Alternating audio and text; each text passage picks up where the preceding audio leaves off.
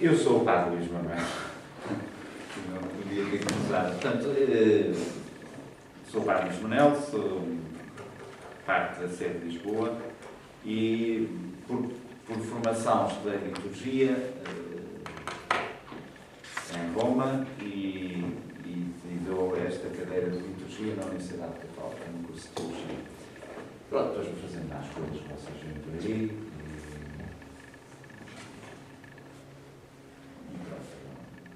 E para ter um bocadinho ter estudado liturgia, ter feito, estar agora ainda com o doutoramento na mão, o professor Pedro já há uns anos tem-nos vindo a encontrar sobre estes temas e quando ele sonhou este mestrado e tudo, enfim, tenho tido a gentileza de me convidar para dar esta parte também. É com todo o gosto que... Bom, e nós hoje, então, vamos então começar um bocadinho a ver isto do que é a liturgia, o que é que a Igreja pensa, ou como é que a Igreja apresenta a sua liturgia e o que é a liturgia, e como é que aquilo que a Igreja celebra determina o espaço e determina, ou tem um conjunto de requisitos que depois se traduzem na maneira como se concebe, como se projeta um espaço para a celebração. Como vos disse, nós iríamos começar, não digo pelo fim, mas pela atualidade. E a atualidade é pôr a pergunta hoje, como é que a Igreja, o que é a liturgia para ela e como é que a Igreja concebe hoje a sua liturgia. E, portanto, como é que isso depois se traduz no espaço litúrgico, no espaço sagrado, atualmente. Antes de entrar propriamente naquilo que nos irá reter hoje, posso apagar já, não sei se vou chegar. Bom, os livros estão a circular, portanto, depois podem tomar nota, principalmente o Pedro Filipe, mas pode tirar a indicação que depois chegamos.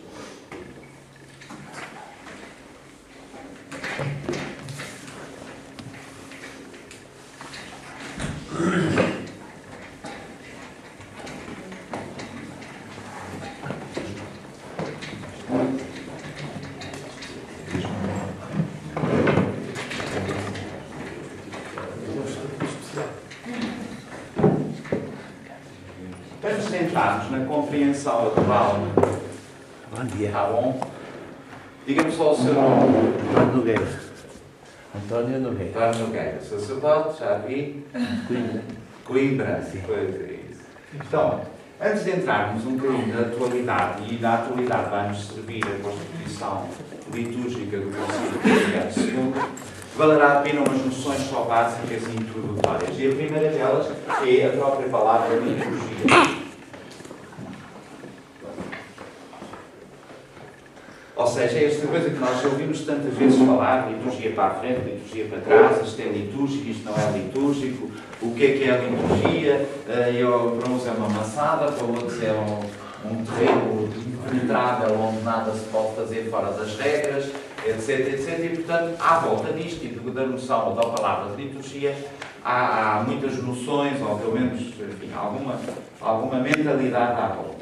Valerá a pena, para captar o sentido do que é a liturgia, valerá a pena ir logo à fonte. E a fonte é a própria palavra. Ou seja, fazemos um bocadinho a etimologia da palavra. A palavra liturgia portuguesa é uma palavra de origem grega, em primeiro ponto. E é uma palavra que é uma junção de duas palavras. Isto é, uma palavra que se obtém pela junção de duas palavras gregas de raiz leite e ergon. Em grego, leite é a raiz que dá, ou que tem a ver com o povo. Dá laus e tem sempre o sentido do povo, do público, no sentido de uma comunidade, de um agregado humano. Ergon quer dizer fazer. É algo ligado à ação. E não, digamos, não é ligado à noção, digamos, do emocional, do intelectual. Portanto, liturgia é, no fundo, uma palavra que na sua raiz, quer dizer mais ou menos isto: uma ação que coenvolve o povo e em favor do povo. É a primeira e a noção básica que nós podemos dar de liturgia. Isto é, a liturgia é sempre uma ação em que coenvolve o povo, ou seja, no qual o povo está, participa, é ativo, e, por outro lado, uma ação que se redunda em favor do povo. A origem da palavra não é sequer num contexto religioso. A palavra liturgia era usada num contexto profano grego. Não tinha, digamos, uma conotação logo à origem religiosa. Era usada num contexto profano grego, sempre, ou no sentido de referir ações feitas em favor do povo. E por isso, certas ações realizadas na cidade, por exemplo, eram chamadas de liturgia. Platão fala disso.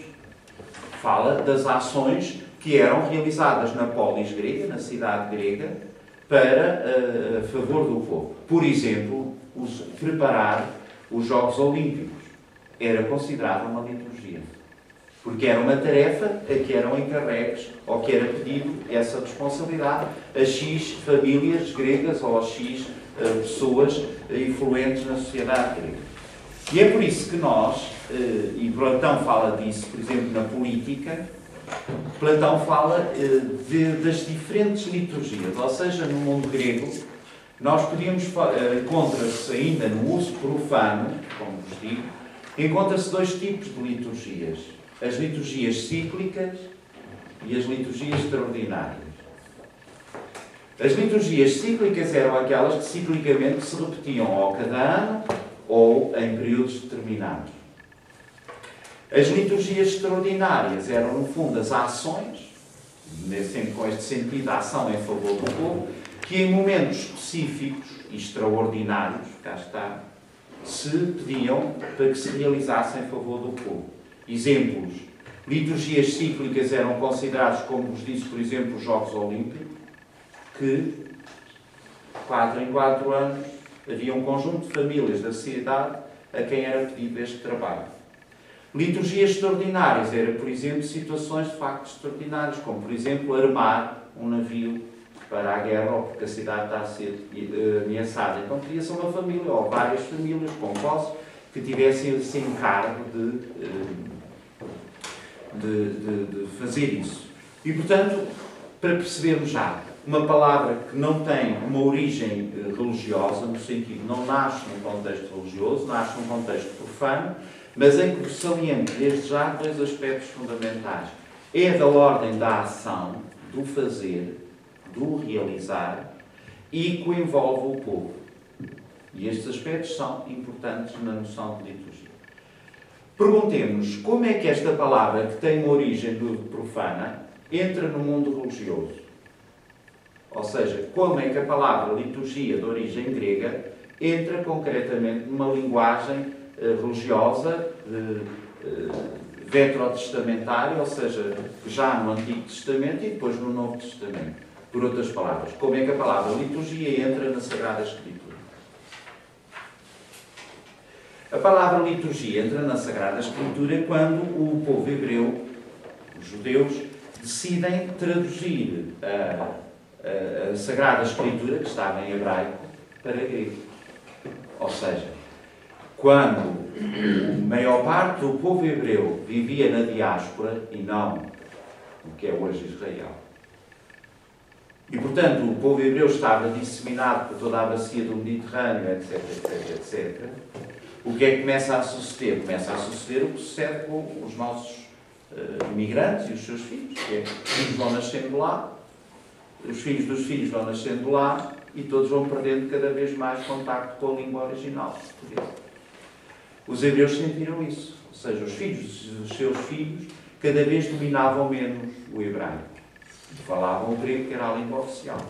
Nós não nos esqueçamos do seguinte: o grego era a língua oficial, mesmo no tempo quase de Jesus. O Império Romano, por ser romano, não falou latim desde o início. O Império Romano, no tempo de Jesus, a língua mais divulgada era o grego. Por isso é que os evangelhos estão escritos em grego, as cartas de Paulo estão escritas em grego, porque o latim é uma habilidade posterior, como língua maioritária. E, portanto, o que é que sucedia? Os filhos dos hebreus falavam o grego e os hebreus sentiram a necessidade de traduzir o Antigo Testamento, portanto, a sua Bíblia, que estava em hebraico para grego. Chama-se essa versão a versão dos 70, que é a tradução grega da Bíblia hebraica. E nessa versão dos 70 é que vai entrar a palavra liturgia. Isto é, uma palavra do mundo grego que vai entrar na Bíblia no sentido para quê? Para traduzir, no fundo, duas palavras hebraicas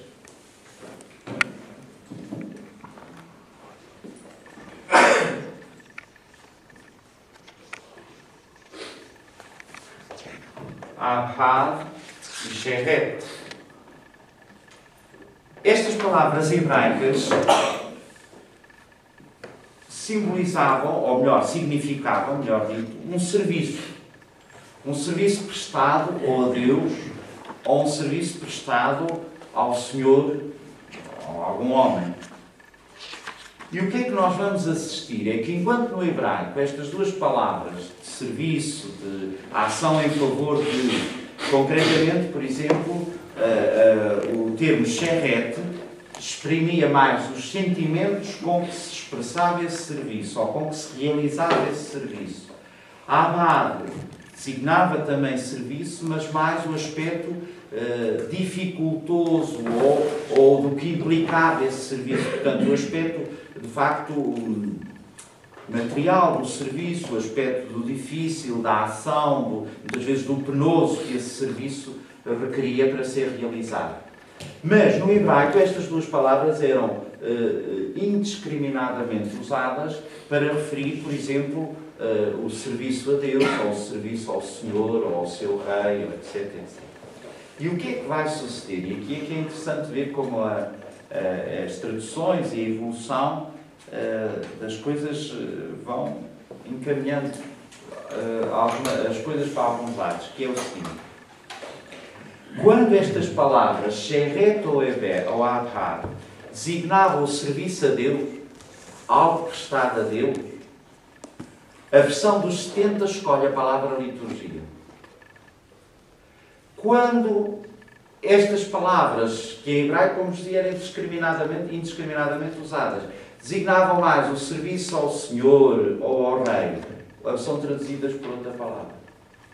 Quer dizer que o tradutor, digamos, na versão dos 70, a palavra liturgia já fica confinada à ação prestada a Deus, à ação com o povo, em favor do povo, mas sempre prestada a Deus. Ou seja, a palavra liturgia começa a surgir como uma palavra, não digo técnica, mas confinada a esta vertente.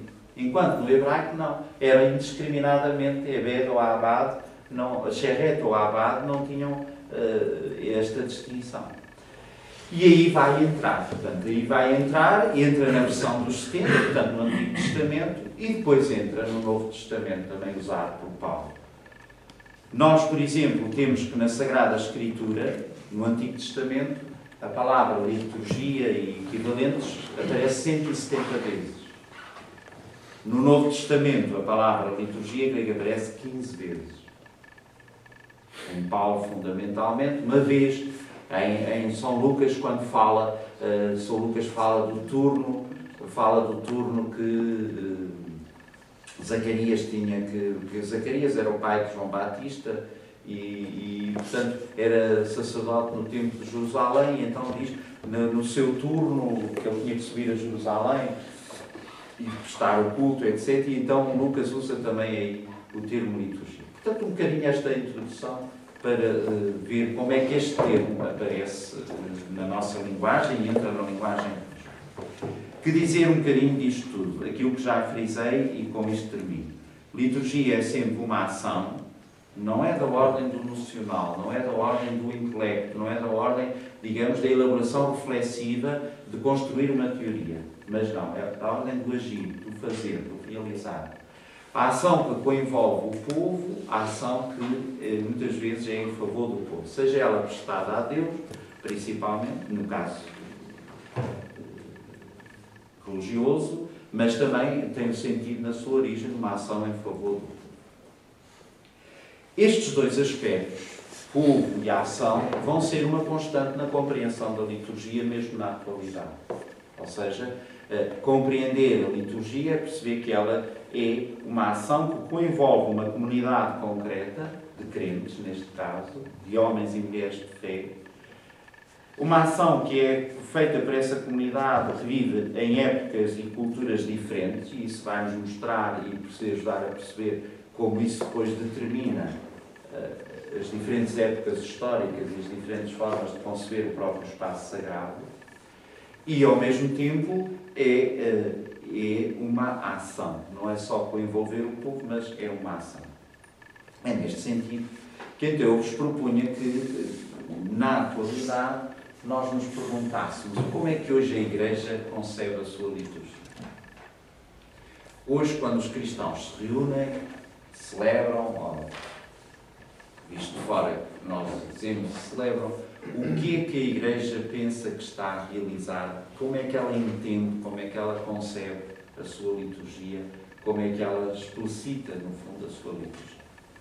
Para responder a esta pergunta, é evidente que o documento último, máximo para isto, é a Constituição Litúrgica do Concílio Vaticano II. Isto é, o Concílio afrontou pela primeira vez na história esta pergunta. Não deixa de ser interessante, que é, a pergunta é, o que é a liturgia? No fundo, a Igreja que diga. O Concílio é como convidado a dizer ao mundo o que é a liturgia para nós. E digo-vos pela primeira vez porque é a primeira vez na história da Igreja que sai do Concílio, de uma reunião magna, digamos, da Igreja, um documento sobre a liturgia. Há concílios para trás que se pronunciam sobre aspectos da liturgia, que têm um cânon ou outro sobre a liturgia. Mas um documento próprio sobre este tema, o Concílio Vaticano II foi o primeiro, de facto.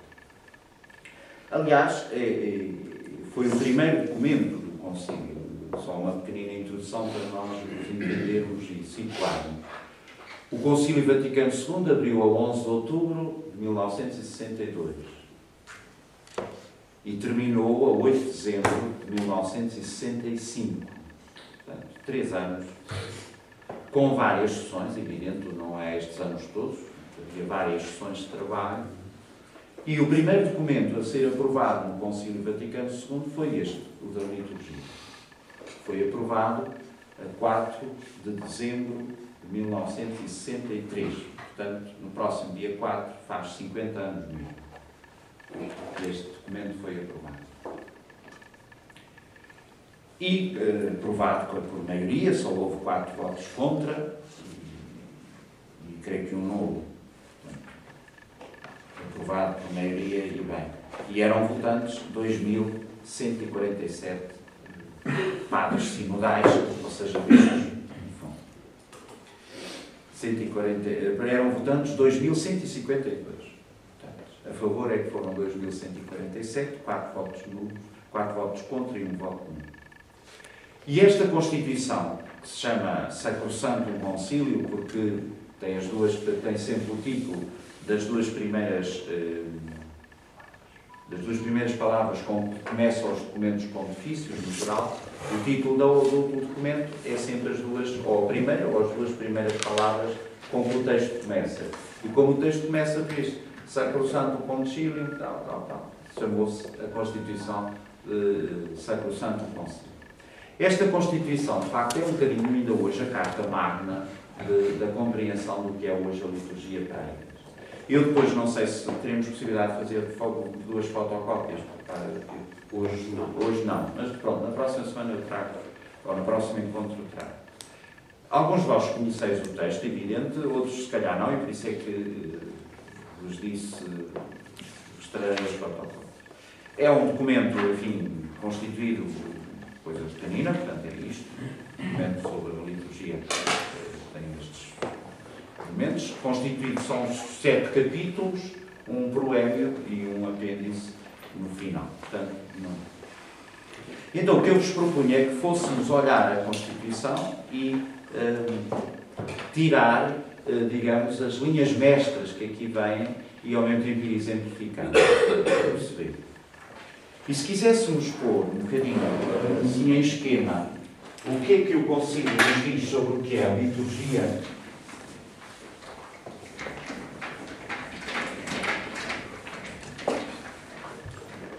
nós podíamos fazer, ou vou-vos pôr aqui um conjunto de afirmações que poderemos considerar pilares da Constituição e de uma teologia da liturgia.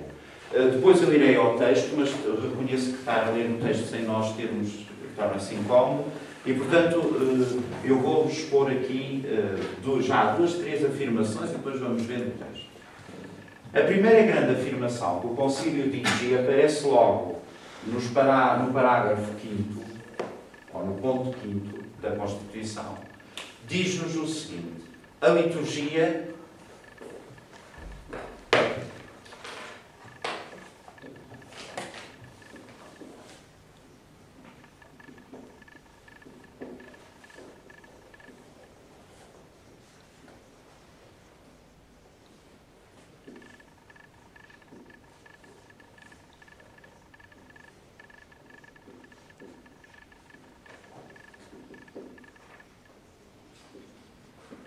primeira grande afirmação.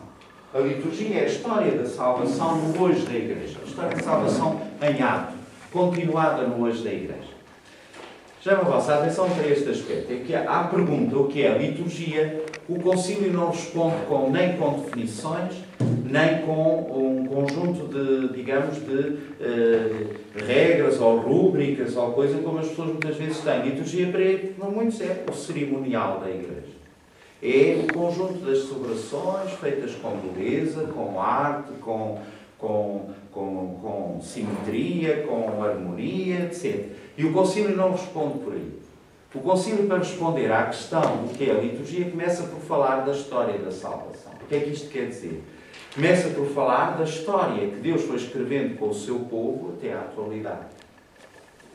Aliás, posso fazer uma pergunta? Sim. Não sei se é oportuno. Sim. Mas a minha questão é: essa maneira de dar a definição pode implicar, quer dizer, eu não percebo se, quando o Concílio diz que a liturgia é a história da salvação em ato, está a dizer que todas as ações da história da salvação em ato são liturgia, ou está a dizer que o conteúdo das ações rituais, a que nós normalmente chamamos de liturgia, são história da salvação em ato. Não sei se não estou a perceber se há uma extensão dos procedimentos ou uma extensão do significado.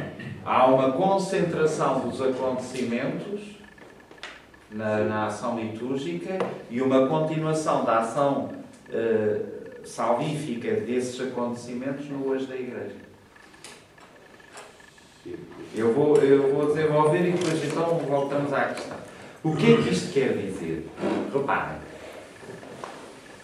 A Igreja hoje é a continuação de todo um povo que começou a sua história, digamos, com Abraão, e que continuou, primeiro que tudo, no povo de Israel.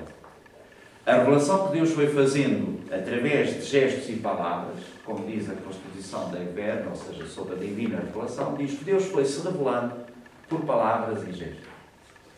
Gestos que eram gestos salvíficos, que o povo de Deus interpretava como tal, que os viveu como tal, palavras que iluminavam esses gestos. E a história da salvação, Abraão, Moisés, os profetas, tudo caminha nisto. E então, a liturgia da Igreja, aquilo que for a ação salvífica de Deus ao longo da história, a liturgia é hoje a continuação dessas mesmas intervenções. Isto é. Aliás, aqui há um ponto que vale a pena, temos que ir pagar para perceber. Ou seja, tudo o que Deus foi realizando com o seu povo, a que nós chamamos Antigo Testamento, ou Antiga Aliança, aquilo que Deus foi realizando à medida que se ia revelando, à medida que se ia manifestando a um povo, e essa manifestação, como vos disse, realiza-se por ações e palavras, toda a sua revelação caminha para uma plenitude. Tudo o que Deus foi realizando ao longo da história caminha para uma plenitude. E essa plenitude na revelação cristã, é Jesus Cristo. Isto é, todo o Antigo Testamento, toda a história da salvação caminha para um momento decisivo, a plenitude dos tempos, onde a encarnação, digamos assim, Jesus Cristo feito homem, é a plenitude. E toda a vida de Jesus, os seus gestos, as suas palavras, o seu agir, tudo o que Jesus fez e realizou é a realização, digamos, a consumação dessa revelação de Deus, mas levada à plenitude. E então, o que é que nós temos aqui? Conciliar e outras. Em Jesus Cristo, há dois momentos fundamentais nesta consumação ou nesta realização. A sua encarnação, o assumir a nossa humanidade, o vir ao mundo, e o seu mistério pascal. Isto é, a sua paixão, morte e ressurreição. Estes dois momentos da vida de Cristo, a encarnação e o mistério pascal, não são dois momentos distintos, claro, distintos no tempo, evidente. Jesus encarna, assume a nossa condição, nasce, vem ao mundo, realiza toda a sua vida pública como uma manifestação desta plenitude de Deus revelada, e, portanto, todas as suas ações, os seus milagres, as suas palavras, tudo aquilo que é a vida de Jesus é a realização desta obra redentora, mas atinge o seu ponto máximo no seu mistério pascal. Quer dizer, o mistério pascal é o momento onde Cristo leva à plenitude e realiza o desígnio de facto de Deus, o desígnio desta redenção, desta salvação, que para os cristãos se encontra na cruz de Jesus, ou seja, na sua morte e na sua ressurreição.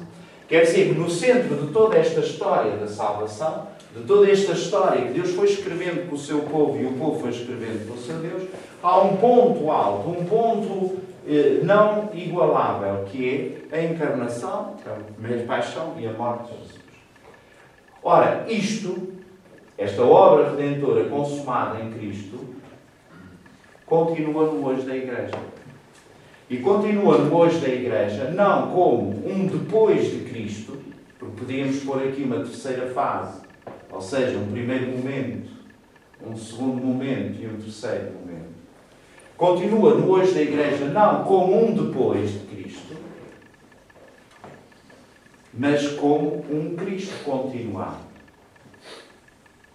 Ou seja, a Igreja não é um depois de Cristo. A Igreja é um Cristo continuado no tempo. São Leão Magno, Papa do século V, São Leão Magno diz numa das suas homilias uma coisa muito interessante que tem a ver com isto e que vale e que nos ajuda a perceber. Diz ele, tudo aquilo que foi a obra realizada por Cristo, quer na sua vida pública, quer no seu mistério pascal, tudo isso hoje continua na Igreja mediante a liturgia, ou seja, as ações sagradas. Quer dizer que a liturgia da Igreja não é um conjunto de ritos sem mais, mas é um conjunto de ritos, de ações sagradas, ações santificadoras, instituídas por Cristo e que continuam no hoje da Igreja, para nós, essa obra redentora, salvífica de Cristo. Quer dizer que, perguntemos, quando celebramos um batismo, está presente toda esta história da salvação? De facto está. Porque o batismo já é uma realidade sacramental que já esteve prefigurada em muitos dos acontecimentos do Antigo Testamento. Dou-vos um exemplo. E que isto vos ajuda, por exemplo, quando virem batistérios e coisas do género, para perceber o que eu estou a dizer. O batismo cristão tem um rito fundamental, que é o banho batismal. Nós hoje, enfim, temos reduzidos a uma concha e a 3 gotas na cabeça. Mas o batismo cristão começa por ser um banho. Há a piscina batismal. Vocês, quando visitarem os batistérios mais antigos, veem que, além do batistério ser um edifício independente da Igreja, nós hoje temos metido dentro da própria Igreja, mas chegam a Florença e lá tem o batistério diante da catedral. Chegam a Roma e lá tem o batistério, ao lado de São João do Latrão. Chegam a outros sítios e assim sempre. Porquê? Porque o batistério era um edifício autónomo onde começa a vida em Cristo. E a vida em Cristo começa pelo banho do batismo. O rito do banho, ou seja, do mergulhar nas águas e do sair das águas, é a ritualização daquela realidade, essa transcendente e salvífica que Deus opera em nós pelo seu Espírito. E qual é essa realidade? É que no batismo, morre naquelas águas do batismo, morre o homem velho, o homem marcado por uma existência onde Deus não entra, e essa é a história, digamos, de morte que começa com os nossos primeiros pais, ou seja, o homem pensar-se como alguém que não precisa de Deus, e que Deus até é um rival, e portanto uma vida de costas viradas para Deus. Isso morre no batismo. Para sair daquela água, para sair daquela piscina batismal, o homem novo, o homem à medida de Cristo. Ora, se esta é a realidade sacramental que nós vamos depois ver, e ritualmente se expressa assim, nós perguntamos, então como é que está presente no batismo toda esta história da salvação? Está presente porque o batismo é, no fundo, a realização de tudo o que já esteve prefigurado antes. É por isso que, quais são quando vocês começam a estudar, por exemplo, a iconografia ligada ao batismo? O que é que vocês vão ver na iconografia ligada ao batismo? Por exemplo, a decoração dos batistérios mais antigos, ou até as figurações nas catacumbas do batismo. O que é que lá aparece? Aparece o Êxodo, a passagem do Mar Vermelho, só que na antiga aliança passou um povo e foi liberto um povo. Na água do batismo passam todos os povos e não há diferença de raças nem de nações. Aparece muitas das vezes, aparece o dilúvio, como prefiguração do batismo. Aparece muitas vezes Jonas. Aparece, agora, várias figurações do batismo, eu digo o Antigo Testamento, ou seja, todos aqueles momentos da história do povo de Deus. Na bênção da água a bênção da água aparecem todos esses momentos. Claro, na oração da bênção, quando vimos os rituais, vamos ver isso. Né? Ou seja, toda a tipologia. Aqui, sempre, não se assustem que nós estamos a tocar, já agora vamos dizer, estamos a tocar todo um conjunto de conceitos que pode parecer um bocado, neste momento, caótico, mas depois a gente vai assentar. Ou seja, o que é que está aqui em causa? Está aqui em causa a leitura tipológica de toda a história da salvação. Ou seja, é olhar a Sagrada Escritura e perceber tudo o que vem antes de Cristo aponta para Ele. Direta ou indiretamente aponta para Ele. E Cristo é a consumação disso tudo, mas não só a consumação. Ele consuma e excede. Ele consuma e vai para lá do que estava prefigurado. E então o que é que nós vemos? No Êxodo está prefigurado o batismo. Eu vou-te pedir o favor de explicar melhor este conceito de tipologia. Tipologia, sim. Porque o conceito é usado muito pelos arquitetos com um significado completamente diferente. Então, paremos aqui. Ainda bem, façam isso, porque vocês têm a vossa área e a gente às vezes pensa que isto é tudo. Está tudo à vontade, sabemos tudo isto. Já tive várias discussões com a Isabela acerca do conceito de tipologia. Ou seja, o que é o conceito de tipologia? É, no fundo, ler toda a história da salvação, todo o Antigo Testamento e dizer tudo o que se aconteceu, quer em pessoas, quer em ações, quer em acontecimentos. Tudo o que aqui acontece é uma prefiguração.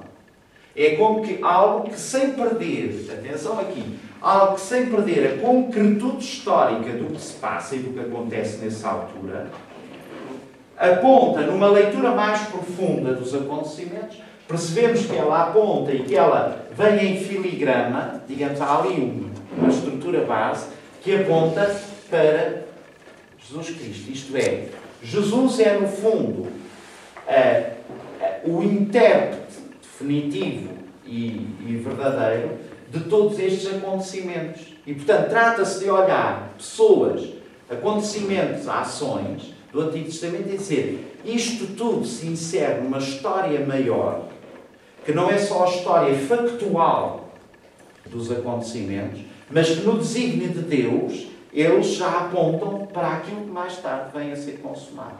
Reparem que esta forma de olhar as coisas não é tão displicente, pelo contrário, dá-nos, por um lado, uma unidade de toda a história da salvação, e por outro lado, vemos como o próprio Jesus faz isso. O próprio Jesus, em certos momentos, interpreta os acontecimentos assim. Quando, por exemplo, o diálogo que Jesus tem com os discípulos de Emaús na tarde do domingo de Páscoa, estamos situados? Todos? Ou não? Ou seja, na tarde do domingo de Páscoa iam 2 discípulos, todos muito cabisbaixos, Jesus tinha morrido na sexta-feira, eles ainda estavam, permitia a expressão, bem acagaçados, não é? Aquilo tudo, não os fosse chegar a ele também, e tal, iam-se lamentando, desciam de Jerusalém para Emaús. E Jesus mete-se a caminho com eles. Eles ao início não reconhecem quem é aquele que caminha ao lado. E não só não reconhecem, como Jesus se mete com ele mesmo, mete para lá. O que é que eles aí a dizer? E eles então olham para ele assim com lá. És o único forasteiro de Jerusalém, não sabes o que é que lá se passou. Aquilo foi um espetáculo, a cidade toda andou de volta daquilo, um crucificado, 3 crucificados, vens lá e não sabes o que é que se lá passou. E ele disse, não. Que refere a Jesus de Nazaré, homem acreditado no meio de nós, a quem os nossos deram a morte. É certo, dizem eles, que uma das nossas mulheres foram dizer que ele está vivo. Mas ninguém ainda ouviu. E diz o São Lucas conta. E Jesus, tomando a palavra, diz, homens lentos em compreender as Escrituras. E depois acrescenta. E começando pela lei e os profetas, foi-lhes explicando tudo o que se referia a ele, Jesus, na Sagrada Escritura. Ou seja, Jesus faz a leitura tipológica de toda a história da salvação para dizer, olha lá, estáis aí todos admirados. Então o que é que sucedeu com Moisés? O que é que foi? Isso tudo aponta para ele. E eles nem assim. Porque isto também, a natureza humana nós não mudamos muito, não é? E, portanto, isto, quando a gente não quer ver ou não é capaz de ver, nem que tenha ali à frente, e só reconhecem Jesus quando chegam a Emaús e os discípulos dizem, fica connosco, então, agora não sigas viagens, já é à noite, porque anoitece, não é? E Jesus senta-se à mesa com eles, aceita, senta-se à mesa, e quando Jesus realiza os mesmos gestos à mesa que tinha realizado em Quinta-feira Santa, ou seja, há 3 dias atrás, é que eles veem nos gestos e dizem, mas é ele. E por isso São Lucas reconhece. Os discípulos reconheceram o Senhor Jesus ao partir do pão. Ou seja, quando Jesus faz os gestos da última ceia, os discípulos abrem-se os olhos e dizem, ora, porquê é que eu vos conto isto, por exemplo? Porque de facto vê-se aí que Jesus faz esta leitura. Ainda há poucos dias nós líamos na sequência a outro episódio de Jesus vive na sua vida pública e os judeus vão pedir sinais. Dá-nos sinais que és o Messias. Vá, mostra que és. E o que é que Jesus diz? Nenhum sinal vos será dado a não ser o de Jonas. Ou seja, do tal, que teve 3 dias no ventre da baleia, etc. Sinal de quê? Deu o próprio Jesus. Também ele está no ventre da terra, seja morto, e depois ressuscita. Ou seja, Jonas é sempre um dos episódios, não só do batismo, mas também da ressurreição de Jesus. Ou seja, é no fundo, como é que eu vos hei de dizer isto? No fundo é olhar a realidade sem tirar a concretude histórica, ou seja, os acontecimentos foram estes, com estes personagens, e passou-se por isso. Senão isso não é anulado. Mas é ter um filtro de leitura e dizer, não, mas tudo isto não é um concatenar de acontecimentos esparsos, mas há aqui uma linha condutora. E esta linha condutora é a leitura profunda da história, dos acontecimentos, etc. Nada vive aqui do acaso, ou nada aqui se perde. Pelo contrário, há uma linha condutora. Para que isto não é tão difícil de entender, porque quando nós, mesmo na nossa vida pessoal, quando paramos, passado um tempo, nós começamos a ver uma linha condutora. Independentemente do conjunto de factos que a nossa vida tenha, das coisas às vezes até antitéticas e opções completamente opostas, mas há ali um fio condutor. A gente percebe. Umas coisas continuam sem solução, outras coisas não têm resposta, mas estão lá. Ora, fazer a leitura tipológica é perceber que tudo o que está prefigurado para uma plenitude. E, portanto, para os cristãos, Cristo é esta plenitude que não só explica tudo o que está para trás e o ajuda a perceber na sua profundidade, como tudo o que está atrás ajuda a entender o próprio Cristo e a sua ação. Porquê? Porque foi sua prefiguração. Reparem que no contexto celebrativo, este contexto de leitura tipológica acontece num momento específico da liturgia cristã, que é a Vigília Pascal. Aqueles de vocês que já participaram numa Vigília Pascal, vocês veem que, acabado o rito da luz, ele começa, o Círio Pascal, que é benzido, que é símbolo de Cristo ressuscitado, é o símbolo da ressurreição, a luz. Não é o Círio enquanto realidade de vela, mas a chama do Círio. Essa é que é símbolo de Cristo, a luz. Onde é que se põe o Círio? Põe-se ao lado do ambão. O ambão é o lugar da palavra, onde se lê. E nessa noite da Páscoa, o que é que se lê? Lê-se toda a história da salvação.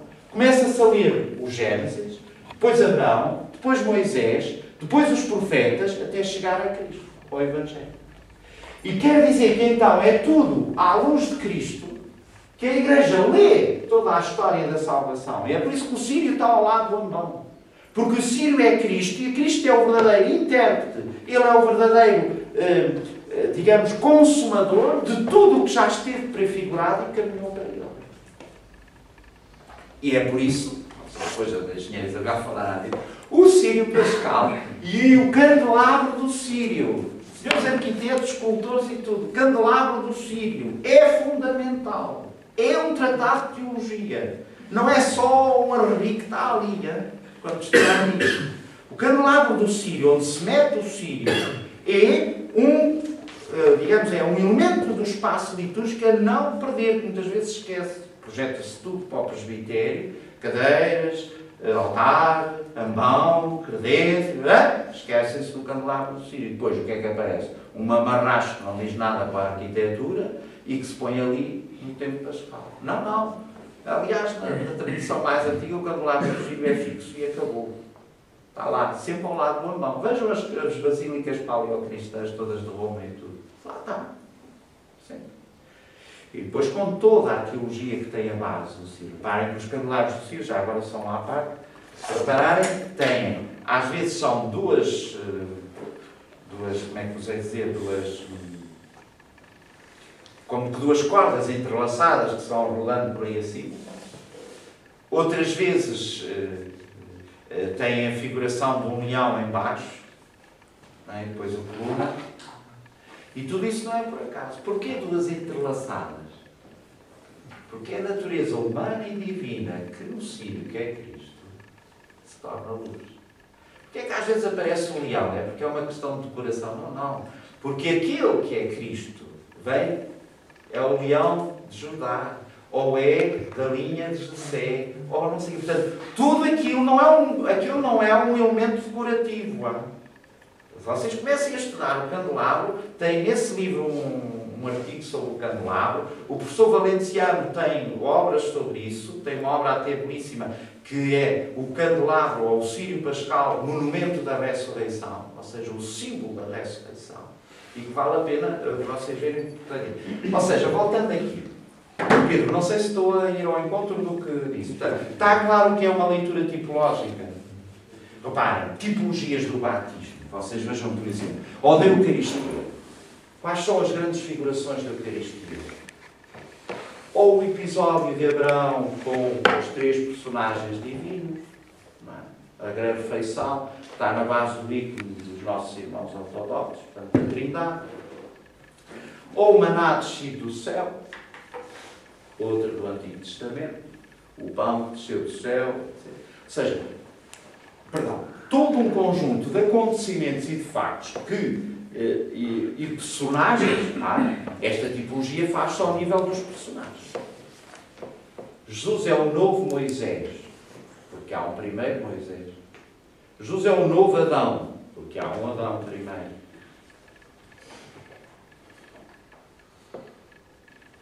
E reparem que isto dá-nos uma leitura unitária de toda a história da salvação. Não é uma leitura fragmentada ou só factual, no sentido disto e mais aquilo e aquilo, ou cronológica. Tudo bem, há cronologia, há factualidade, mas para lá de tudo isso há todo um fio condutor que nos ajuda a perceber esses acontecimentos e ao mesmo tempo a perceber o que vem a seguir.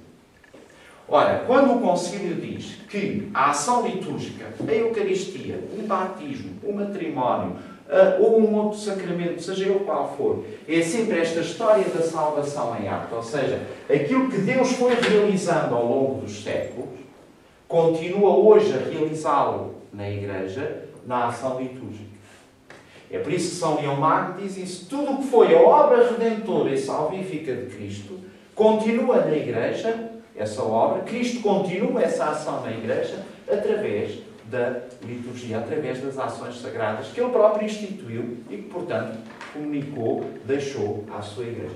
E este é o primeiro elemento, ou seja, quando nós nos reunimos para celebrar, por exemplo, ao domingo a Eucaristia, nós não estamos a celebrar um acontecimento fechado só sobre o nosso presente. Não é sequer só o encontro de nós todos irmãos que ali estamos, que temos o mesmo batismo, temos o mesmo Deus. Não é só isso. É perceber que a comunidade cristã, a nossa comunidade cristã, que os que ali estamos, somos continuadores e vamos na linha de toda uma história e toda uma salvação que hoje continua para nós na liturgia. E isso, reparem, que dá ao sentido da liturgia e da celebração um sentido que extravasa, temporalmente pelo menos, extravasa todas as nossas noções, todas as nossas concepções fechadinhas de uma liturgia como um conjunto de ritos que estamos ali. Não, é perceber que o que estamos a realizar tem uma história, tem um povo, tem uma ação salvífica e que tudo isso que Deus foi fazendo com o seu povo continua hoje a fazer por meio de Cristo na sua Igreja. E este é o primeiro elemento a reter. Não sei se aquela pergunta da concentração e dilatação ficou clara. Ou seja, no fundo é, quando eu celebro ao domingo, por exemplo, muitas vezes a minha comunidade é diminuta. Eu sou Parque da Sé, ali naquela zona não vive quase ninguém. No último censo, eleitores não chegavam a 1000, na minha freguesia, portanto vão ver o que é que ali vive. Às vezes tenho que, no verão lá tenho mais turistas, mais gente e tal. Mas querem perceber que não é a quantidade de sermos muitos ou poucos, é perceber que aquilo que estamos a realizar, no caso do domingo, celebrar a Eucaristia de domingo, aquilo continua a ser a ação salvadora de Cristo naquelas pessoas que ali estão. Em mim e neles. E que não é o número, ou não é as qualificações pessoais de cada um que são o mais importantes. É perceber que a ação redentora de Deus, consumada em Jesus, esta história de salvação, continua no hoje da Igreja, para mim, para eles e para todos os outros que noutras comunidades, noutros continentes, noutras latitudes, estão a celebrar o mesmo acontecimento. Fiz-me entender neste primeiro ponto? Não sei. É que reparem que isto tira-nos, descativa-nos de concepções que à partida creio que estão fora de causa, que já estão, mas quando falámos disso, dizer, a liturgia não é rito. Sabe? O rito está à função de outra coisa. Porque quando a gente tem uma noção da liturgia de ritualidade, matamos a liturgia. É como termos unicamente, ou melhor, quando pomos a ritualidade e o ritualismo à frente, nós estamos a matar a ação sagrada, ou seja, ou pelo menos estamos a desalmá-la.